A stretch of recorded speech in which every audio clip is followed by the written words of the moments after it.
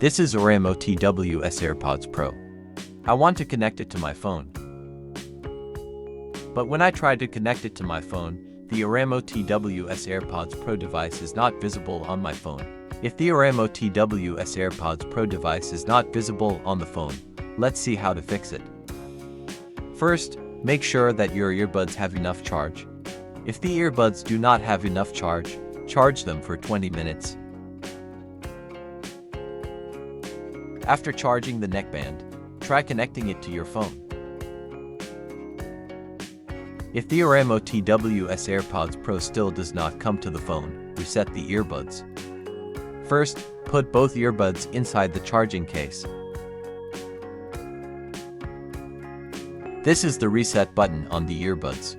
Press and hold the reset button for 5 seconds and the earbuds will start resetting. After resetting the earbuds, try connecting the earbuds to the phone. Now TWS Airpods Pro will be visible on the phone. Now connect it. Oraimo TWS Airpods Pro is now connected to the phone.